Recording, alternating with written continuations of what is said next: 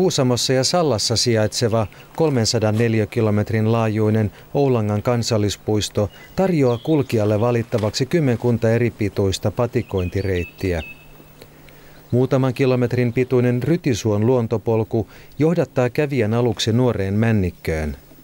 Samassa pitkospuita reunustava maisema jo vaihtuu reheväksi kuusivaltaiseksi rinnelehdoksi, jossa kukoistaa tikankontti, kalkkimaiden kasviaateliin kuuluva komea orkidea.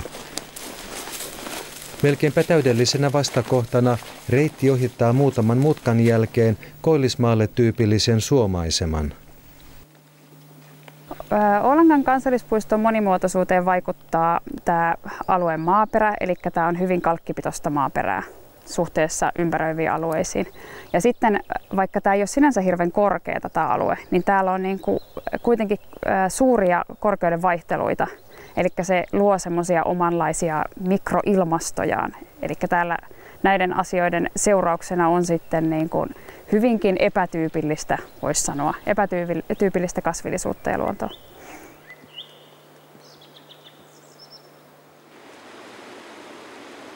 Oulangan luontokeskuksen lähellä sijaitseva Kiutaköngäs on yksi kansallispuiston tunnetuimpia nähtävyyksiä.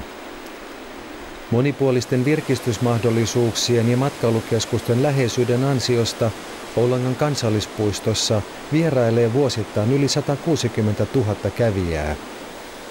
Ja kävijämäärissä on odotettavissa myös kasvua, sillä Oulanka tekee tiivistä yhteistyötä Venäjän puolella sijaitsevan Paanajärven kansallispuiston kanssa muodostaen niin kutsutun puistoparin.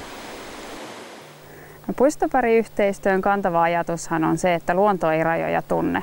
Eli luonto ei tiedä sitä, että tässä on Suomi ja tuolla on Venäjä, vaan tämä on tämän Jokilaakson ja Paanajärven ansiosta yksi yhtenäinen luontoalue, jossa sitten lajit liikkuvat, ja me halutaan sitten tällä meidän yhteistyöllä tukea sitä. Eli kun ollaan nyt kahden eri valtion alueella, niin pyritään kuitenkin yhteistyössä tätä alueen luontoa suojelemaan yhtenä kokonaisuutena. Oulanka-Paanajärvi puistoparilla on käynnissä 3 Karelia ENPI-naapuruusohjelman rahoittamaa mittavaa kehityshanketta vuosina 2013 ja 2014.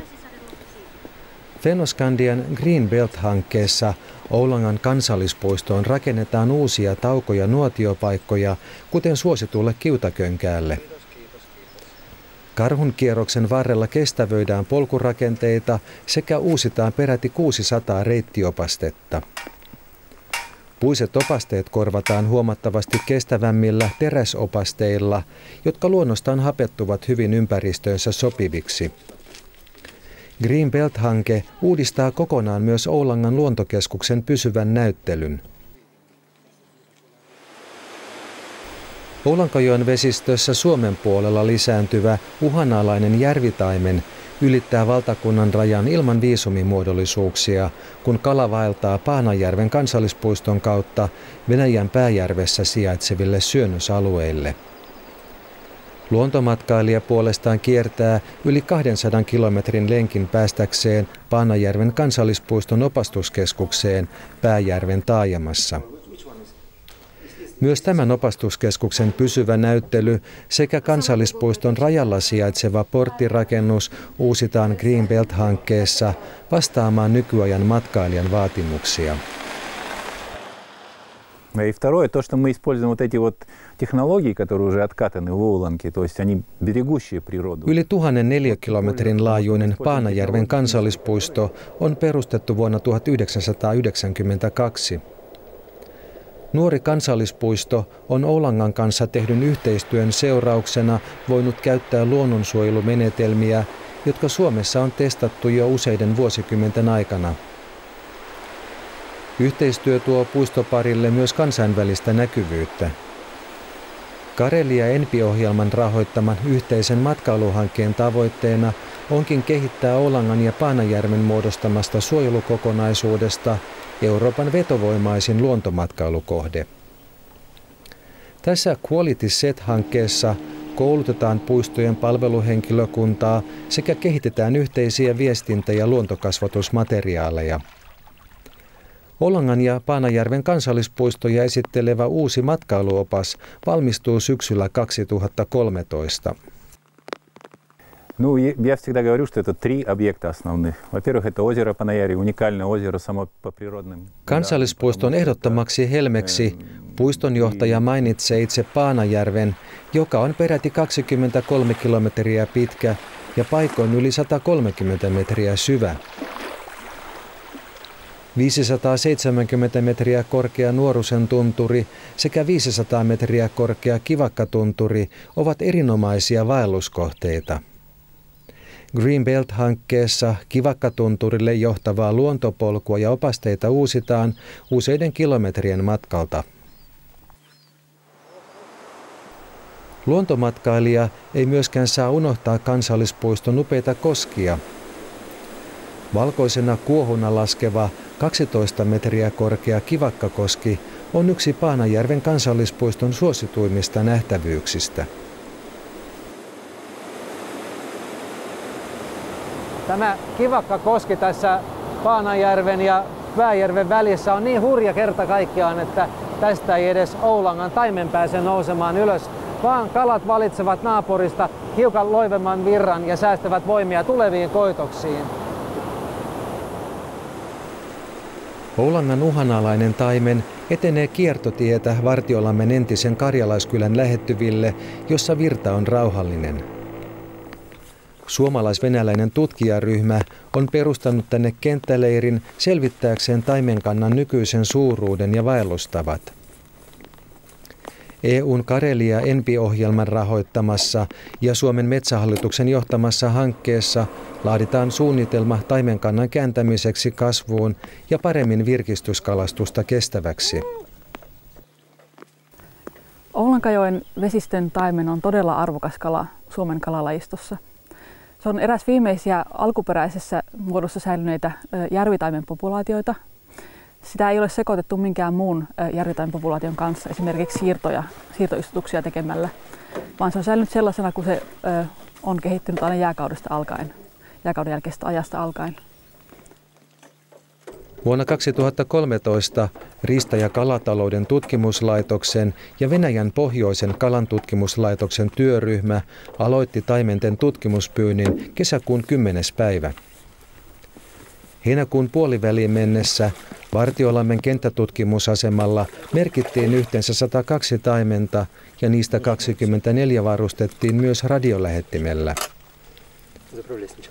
Vuonna 2014 tutkimuspyynti jatkuu koko kutuvaelluskauden ajan. Radiolähettimet toimivat jopa 900 vuorokautta ja tuottavat arvokasta tietoa taimenen vaelluskäyttäytymisestä. Jätämme taimentutkijoiden leirin ja matkaamme vuonomaisen kapealle Paanajärvelle. Lähtö tapahtuu järven itäpäästä, jossa sijaitsevat matkailijoiden käyttöön rakennetut vuokramökit. Oppaanamme on Natalia Bishon, joka toimii kansallispuiston luontokasvatusosaston päällikkönä. Paanajärven pohjoisrannalla sijaitsee kuuluisa Ruskeakallio, jossa ranta kohoaa äkkijyrkästi 60 metrin korkeudelle. Etelään antava aurinkoinen jyrkänne on kalkkipitoisen kiviaineksen ansiosta monen harvinaisen kasvilajin elinympäristö.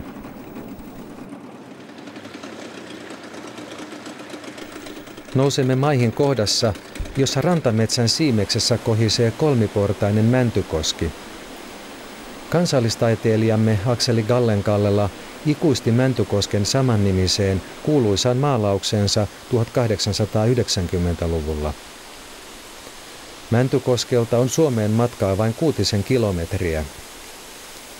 Paanajärven ja Oulangan kansallispuistojen yhteisenä tavoitteena on, että tulevaisuudessa luontomatkailija voisi vaeltaa puistosta toiseen nykyistä joustavammilla rajamuodollisuuksilla. Paanajärven kansallispuistossa vierailee vuosittain noin 6000 kävijää, joista vain 1000 on ulkomaisia matkailijoita. Да, и вторая, это исторический все-таки аспект, он немаловажен, потому что в Панаярье было до войны финской территории. Paanajärvi kuului kokonaisuudessaan Kuusamon kuntaan viime sotiin asti. Pääosin järven pohjoisrannalla sijainneet suomalaiskylät ovat jo tyystin kadonneet. Fennoskandian Green Belt-hankkeen rahoittamana Arolan vanhan suomalaistilan päärakennus rakennetaan alkuperäiseen asuunsa Paanajärven kansallispuiston nähtävyydeksi. Samoin Olanganjoen rannalla sijaitsevan Vartiolammen kylän karjalaiskulttuurin esittely kuuluu kansallispuiston tehtäviin. Paanajärven ja Oulangan kansallispuistojen yhteistyöllä voidaan säilyttää erittäin merkittävä luonto- ja kulttuurimaisemien kokonaisuus tuleville sukupolville molemmin puolin rajaa.